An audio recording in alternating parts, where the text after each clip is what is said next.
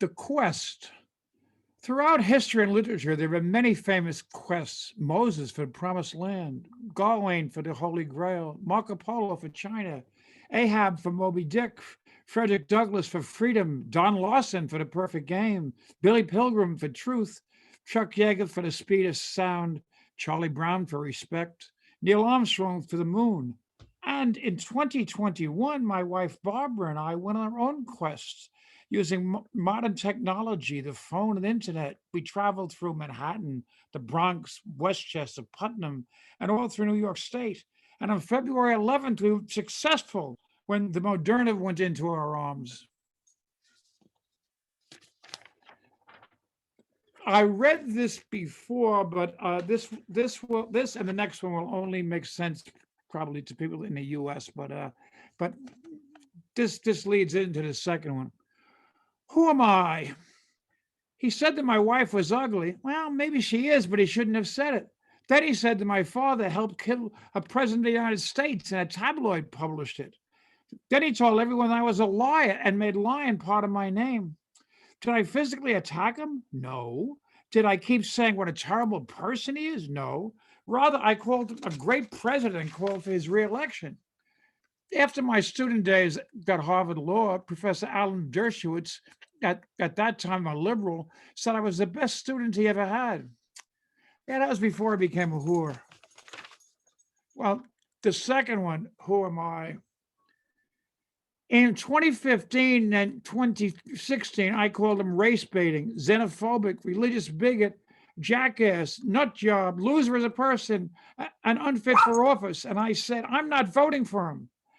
At that time, my best friend in the Senate was a war hero, respected by all, even those who disagree with him. But then he died. The race baiting bigot became my golfing partner. Then I became his bitch. A white person's problem. I thought that I had done my bit for racial tolerance. After all, I'm not prejudiced. I grew up in an Irish Catholic neighborhood where the use of the word nigger was common. When I was 10 years old, I learned that the word was hurtful to Black people. I never used it again. In high school and college and in basketball leagues, I played with people of all races and never had a problem. In the Army in Oklahoma, I spoke out against segregation in a town that caused friends to be denied service in a bar. The bar actually owned by my platoon sergeant. I took my complaint to my sergeant and received no satisfaction. As an executive at a Wall Street firm, I hired a Black professional against the advice of my superiors. But while a professor at a college with a predominantly minority student body, I've set up a program with a major technology firm and placed almost 100 graduates in high-paying jobs. So I had done a lot for Blacks. I felt pretty good about myself.